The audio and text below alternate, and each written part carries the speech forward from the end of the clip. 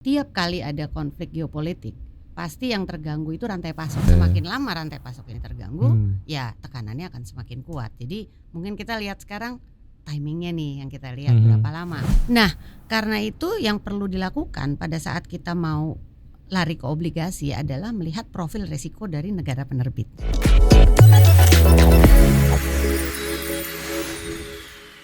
Halo Sobat Investor, apa kabar? Senang saya Wiki Adrian ketemu sama kamu lagi di Fincast, your home of finance and investment. Kalau ngomongin soal investasi, ya seninya adalah cukup dinamis ya, kadang deg-degan, kadang happy, kadang apalagi kadang galau gitu. Salah satu yang mungkin bisa bikin kamu galau adalah terkait dengan eskalasi geopolitik gitu, karena itu kayaknya bikin portofolio investasi kamu cukup fluktuatif belakangan ya. Nah, kalau ngomongin soal eskalasi geopolitik ini udah jadi kabar yang nggak sedap banget bagi seluruh dunia, khususnya buat pasar modal, kemudian juga komoditas nasional dan juga internasional ya.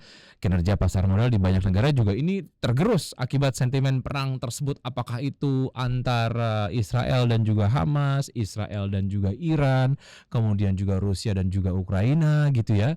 Dan IHSG juga pada beberapa pekan terakhir kerap juga mengalami koreksi, nggak terkecuali Wall Street pun juga demikian yang kinerjanya lah ya ini cukup fluktuatif dan serta bursa Asia juga ikut tertekan nih. Nah ini kondisi ini tentu saja ditengarai karena memang investor lebih memilih untuk memborong aset-aset safe haven didorong oleh meningkatnya risiko geopolitik di Timur Tengah.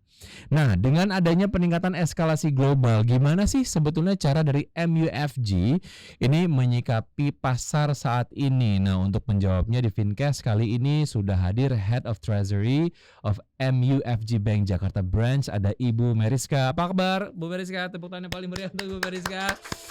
Baik.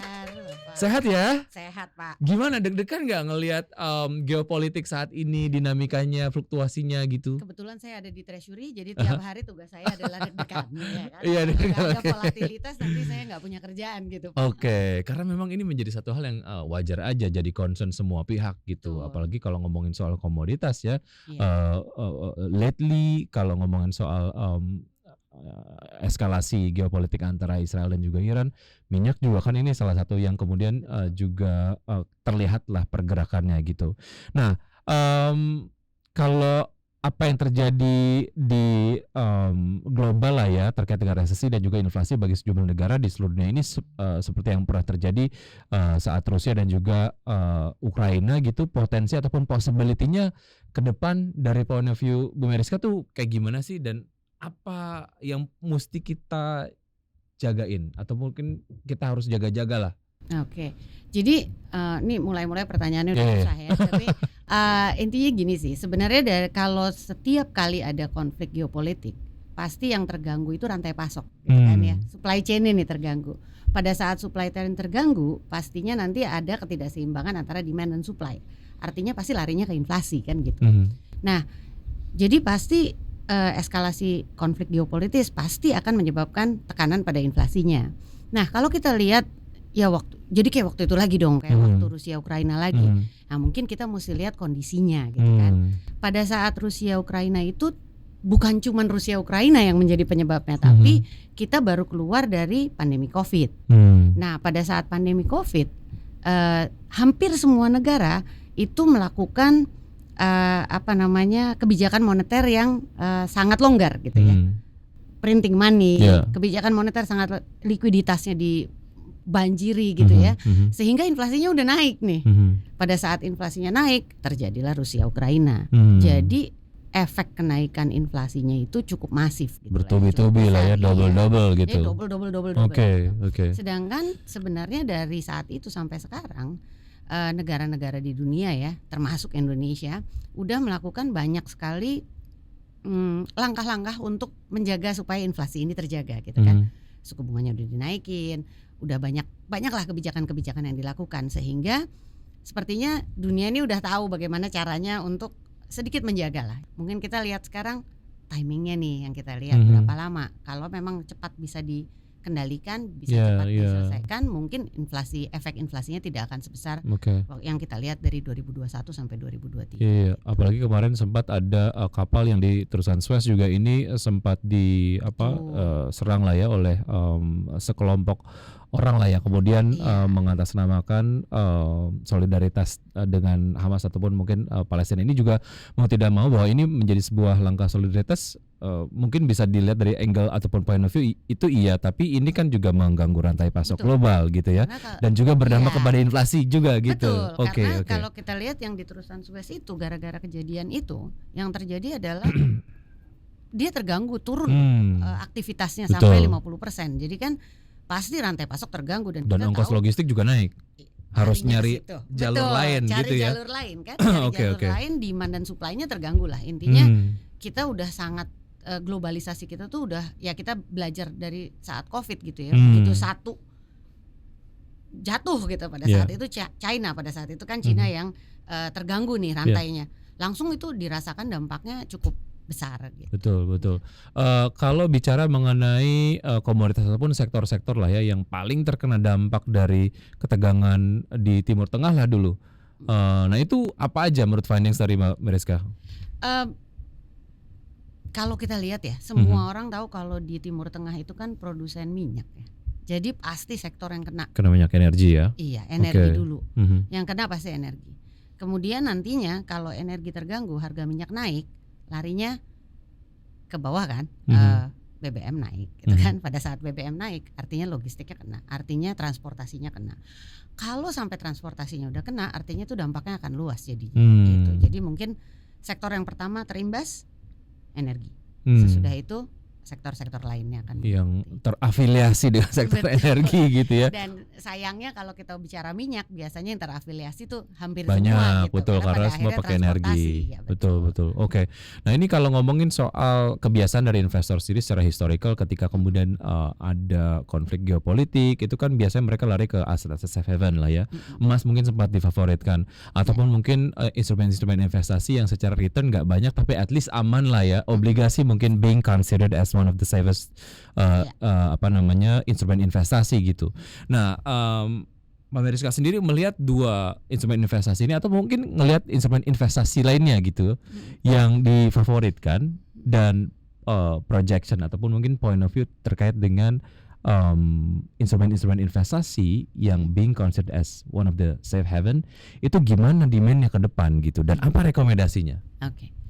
Nah kalau sampai rekomendasi saya agak takut nih, kita ngomongin fakta aja dulu lah ya. Oke. Kita ngomongin fakta Fair aja enough, dulu. okay. Jadi kalau misalnya kita ngelihat biasanya kalau ada suatu ketidakpastian orang akan lari cari aman, gitu kan ya. Yeah. Nature, human being lah ya. Pada saat ada ketidakpastian kita cari aman.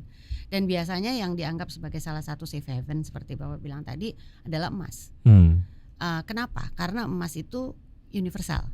Ya kan, nilai intrinstiknya universal dan dia resistennya cukup kuat pada inflasi, pada konflik global itu biasanya dia tetap adalah ya makanya dia jadi safe haven gitu ya. Dan kalau kita lihat sejarahnya atau kita lihat ke belakang, memang saat ada konflik global biasanya yang kinerjanya baik itu emas. Sehingga kecenderungan itu masih ada dan akan tetap berlanjut. Pada saat ada konflik biasanya emas adalah salah satu pilihan. Berarti investor yang pegang emas kalau ada konflik happy dong? Happy tentunya. Karena naik saatnya untuk jual. Tapi intinya memang pada saat kalau kita lihat emas pada saat konflik dia biasanya kinerjanya baik, tapi sesudah itu dia cukup stabil. Dia stabil. Nah kalau kita pindah ke obligasi, obligasi itu kan di-issue atau dikeluarkan oleh suatu, kalau kita ngomong negara dikeluarkan oleh negara gitu. Jadi dia akan sangat tergantung kepada kondisi negara itu sendiri. Sedangkan kalau kondisi negara itu tentunya akan terpengaruh oleh kondisi ekonomi. Kondisi ekonomi global kan tidak ada negara yang berdiri sendiri. Jadi kalau kita bilang obligasi Indonesia, oke, apakah akan terganggu oleh ekonomi global ya tentunya gitu kan. Nah, karena itu yang perlu dilakukan pada saat kita mau lari ke obligasi adalah melihat profil resiko dari negara penerbitnya. Apakah negara penerbitnya itu cukup baik? Resikonya bagaimana dilihat ke depan? Misalnya kita ambil contoh Indonesia. Indonesia terpengaruh nggak? Tentunya terpengaruh sama ekonomi global. Tapi Indonesia sendiri domestik ekonominya cukup kuat, gitu kan? Perkembangannya masih bagus, growth-nya masih bagus, inflasi terjaga. Jadi memang bisa menjadi salah satu pilihan. Oke, tapi in my limited knowledge, pernah nggak sih Indonesia yang di obligasi yang diterbitkan oleh pemerintah nggak pernah ada default kayaknya ya? Atau pernah Sampai ada default? sekarang sih tidak ada Jangan default. jangan Sampai Pak, kita ketok kayu dulu, Oke. jangan sampai dia default gitu Ya, kan. Kita artinya bagaimana ya ya? ya. Artinya kan ini bisa menjadi salah satu ya instrumen investasi yang safe haven tadi gitu ya. Kalau sampai kalaupun safe memang haven mungkin enggak sih Pak. Kalau Oke. dibilang safe haven enggak, karena dia akan ikut bergerak. Kalau kita lihat sekarang pun terkena imbas karena kan Indonesia itu tergantung juga sama eksternalnya. Jadi memang kalau kita cari aman saat ini ya mungkin emas. Oke. Tapi kalau kita berani untuk melihat lebih jauh ke depan, Indonesia ini faktor negatifnya ya nggak terlalu banyak. Oke, kalau ngomongin soal indikator-indikator sebelum kita kemudian memutuskan untuk beralih ke obligasi gitu ya, kondisi ekonominya, inflasinya, economic growth-nya gimana dan lain sebagainya itu juga patut menjadi pertimbangan sebelum investor ngambil obligasi ya? Patut dong. Oke. Kalau itu pasti harus pada saat kita mengambil obligasi yang mesti dilihat adalah profil si penerbit. Oke. Itu dulu satu gitu. Kemudian profil penerbit yang baik apa misalnya ya, bagus sekali nih inflasi bagus seperti saya tadi bilang, growth terjaga, ini terjaga, semuanya terjaga. Tapi ada kondisi global yang juga mempengaruhi. Jadi itu yang harus hati-hati.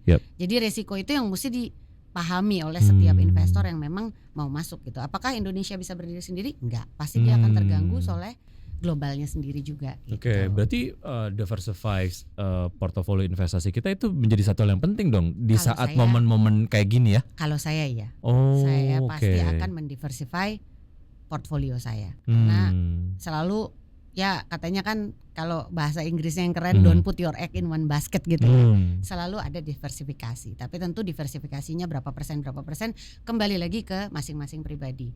Cari aman atau cari yang agak deg-degan tapi lebih Oke. tinggi gitu. Misalnya. Cari aman ya, jangan cari saya ya. Saya nggak tahu loh, jangan ikuti saya juga nyasar ini ya. Iya, Oke. jangan diambil loh, belajar. Iya, Jangan betul, cuman betul. omongan saya. Oke, ini bicara mengenai strategi dari Indonesia sendiri untuk mengantisipasi kemungkinan inflasi tinggi akibat tekanan-tekanan yang terjadi saat ini, dari hal yang bersifat mitigasi yang dilakukan oleh pemerintah sejauh ini. Apakah ini sudah inline atau ada satu hal yang kayaknya pemerintah perlu mempertimbangkan ini deh gitu? Ada nggak dari point of view Mbak Meriska? Sebenarnya kalau kita balik ya ke saat pandemi itu kan saat yang paling tidak pasti gitu ya. Kayak semua orang juga baru sekali ngalamin yang namanya ya bukan sekali mungkin sekali udah pernah berapa ratus tahun yang lalu gitu kan. Tapi sebenarnya Indonesia adalah salah satu negara yang dianggap sukses dalam melewati masa-masa Covid ini. Kalau kita lihat ekonomi kita cukup baik gitu ya, masih di kisaran 5% saat itu. Kemudian inflasi kita juga terjaga. Naik iya tentunya, tapi kita tidak naik gila-gilaan gitu ya. Dan kenapa hal ini dilakukan? Kenapa hal ini bisa terjadi? Maksud saya mungkin satu yang saya soroti adalah kolaborasi dan kerjasama dari seluruh pemangku kekuasaan atau pemangku kepentingan. Jadi, harus satset ya, semua kementerian dan juga lembaga semua pihak ya. Iya betul, karena kalau kita lihat saat itu semuanya bergerak satu arah gitu ya. Bank Indonesia, OJK, kemudian pemerintah di sini adalah Menteri Keuangan, semua langsung bekerjanya bersama-sama gitu. Dilakukan kebijakan moneternya adaptif. Kita lihat bagaimana kondisi global langsung dirubah gitu kan.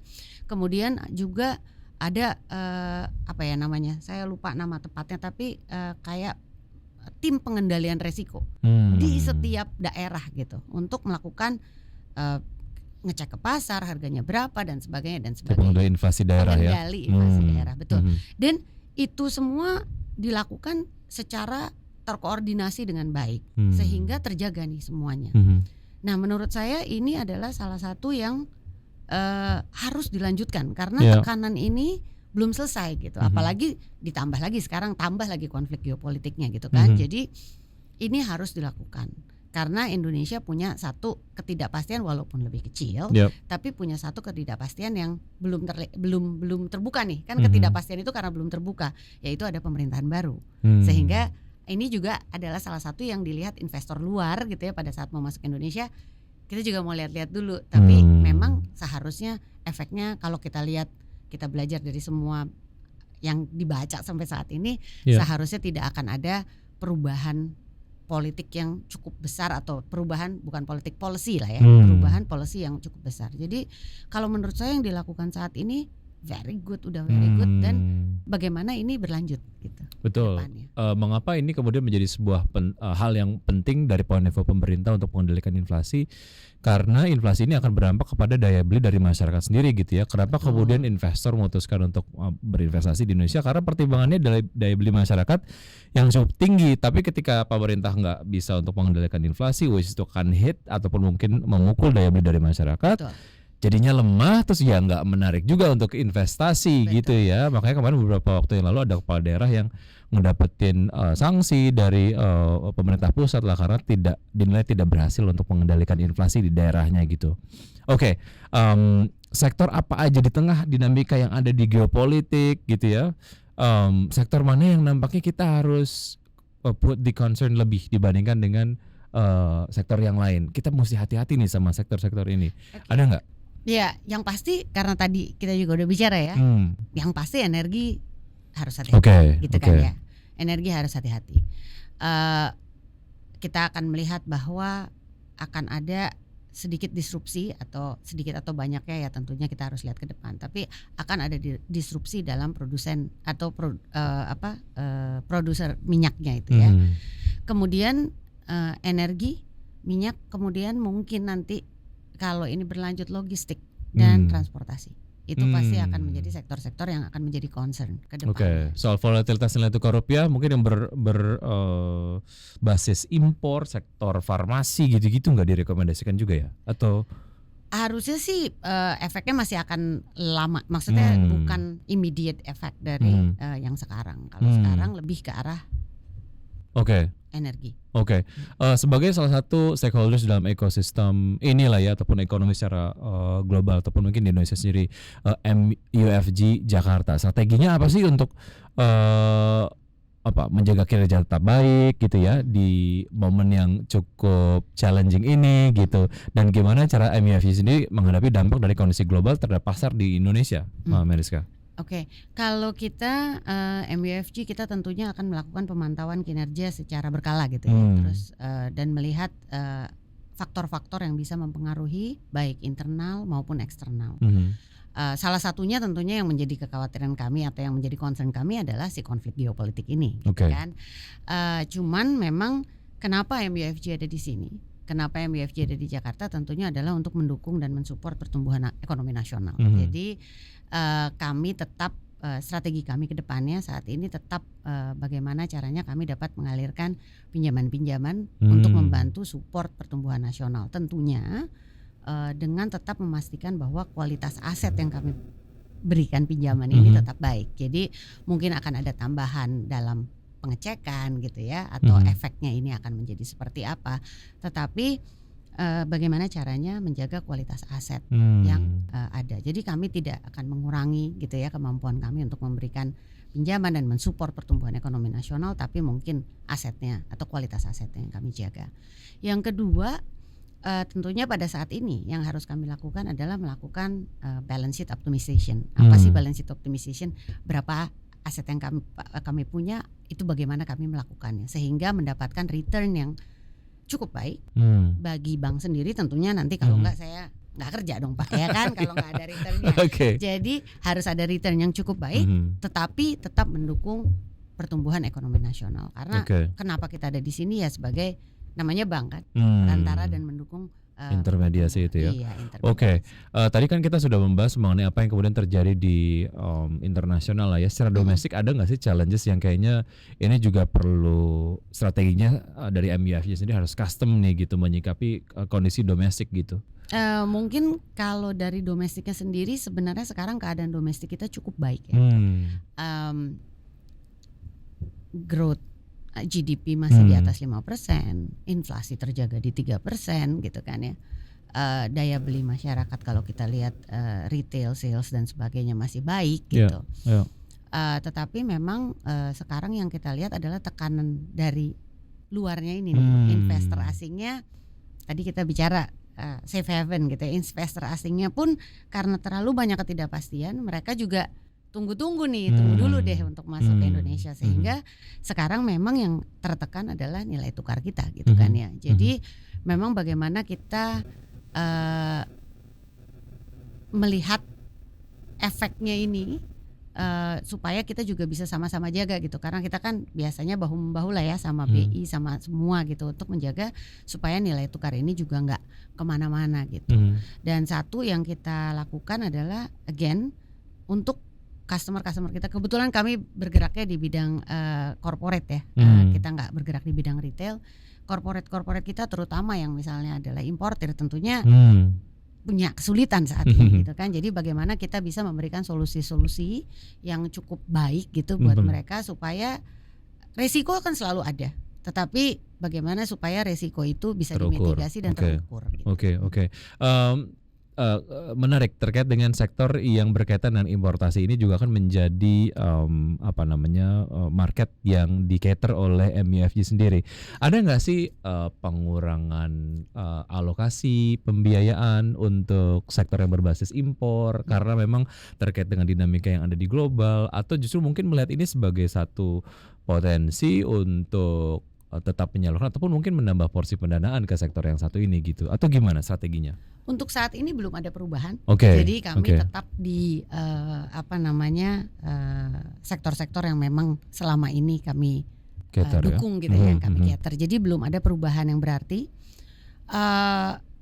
Sepertinya kalau melihat ke depannya, karena kami juga kualitas yang kami punya atau kualitas aset yang kami punya ini cukup baik pada saat ini, kami lihat belum ada resiko yang berlebihan, sehingga saat ini kami belum melihat bahwa ada perlunya untuk merubah atau bahkan mengurangi gitu ya. Kami tetap akan tetap menjaga. Betul. Selama semuanya terukur dan juga melihat potensi ke depan, ya kenapa enggak gitu ya. Oke, sebagai beberapa pertanyaan terakhir ya, boleh nggak sih berbagi tips sama sobat investor supaya investasinya tetap aman? Kira-kira instrumen keuangan apa yang tepat gitu agar tetap bisa meraih cuan di tengah sentimen konflik atau geopolitik saat ini gitu? Sulit. Cari aman. Cari aman ya. Kalau saya ngelihatnya gini sih, mungkin semua investasi itu selalu bawa resiko, ya kan? Selalu bawa resiko, tentunya dengan return yang terjaga. Satu adalah menurut saya pelajari dulu resikonya. Bisa nggak kita melihat resiko itu? Dan satu yang sebenarnya kalau kita belajar atau baca-baca ya, biasanya pasti ya teman-teman investor pasti udah tahu lah. Lihat profil resikonya, ya kan? Lihat tujuan investasinya. Dan don't put your egg in one basket, itu pasti ada. Jadi kalau menurut saya ya saat ini memang don't put your egg in one basket gitu. Coba lihat dan kemudian satu yang ini mungkin tidak ada di bacaan, tapi kalau buat saya itu nomor satu, cek jantung dulu. Cek jantung sendiri, ya kan? Seberapa kuat kagetan jantung atau Anda, enggak gitu. Seberapa kuat jantung karena ke depan Anda. Akan cukup fluktuatif. Betul, dan memang harus melihat. Kalau saya ngelihatnya adalah misalnya mau nabung buat atau investasi buat anak sekolah, masih 15 tahun lagi gitu kan. Ya kalau di tengah-tengah turun naik, jantungnya kuat enggak gitu. Kalau jantungnya kuat enggak apa-apa, ambil yang resikonya agak gede. Tapi kalau jantungnya enggak kuat, ya yang resikonya kecil, tapi return ya so-so karena yang gitu. penting kan kesehatan, yang paling penting, betul ya, balik lagi gitu. Jadi dan tujuannya adalah jangka panjang, which is adalah yang mana tujuannya? Kalau tujuannya setahun lagi gitu kan, artinya kan mesti dilihat dong uang berapa yang kita punya, investasi apa yang mau kita pakai. Kemudian satu yang nggak boleh lupa, kalau saya melihat bahwa investment itu semuanya ada risk return, pasti. Semakin besar resikonya, semakin besar juga kemungkinan returnnya yang didapat. Jadi kalau sampai ada yang nawarin investasi, untungnya gede banget, resikonya nggak ada, itu pasti bodong. Gitu. Jangan tergiur lah katanya, istilahnya jangan tergiur lah. Lihat, tanya dan cek. Makin cerdas lah ya, jadi investor sekarang, jangan sampai kemudian kita kan sayang dapat duitnya juga nggak gampang toh. Betul. Ada satu lagi nih, kalau ini tips dari saya ya, di tengah fluktuasi geopolitik dan sebagainya, satu lagi yang paling penting adalah jangan lupa ngopi, karena biar kita happy ya, biar balance gitu hidup ini gitu, betul, ya. Betul. Betul. Oke, Mbak Meriska, thank you ya udah ngobrol-ngobrol ya. Thank you. Nanti mungkin kita ngobrol-ngobrol sambil ngopi sama teman-teman MUFG gitu ya, sambil Boleh lah. ngopi-ngopi sore, ngopi-ngopi cantik lah. Yang jelas ini bisa menjadi insight yang menarik di tengah berbagai macam kegalauan-kegalauan lah ya mengenai gimana nih gue mesti ngapain di portofolio investasi gue. Mudah-mudahan ini bisa menjadi salah satu referensi untuk kamu sobat investor. Sukses untuk Meriska dan juga teman-teman di MUFG Jakarta. Dan untuk sobat investor jangan lupa untuk terus menyaksikan Fincast karena kita masih punya topik-topik menarik lainnya dan juga sama narasumber-narasumber seru ya. Saya Wiki Adrian. Dah.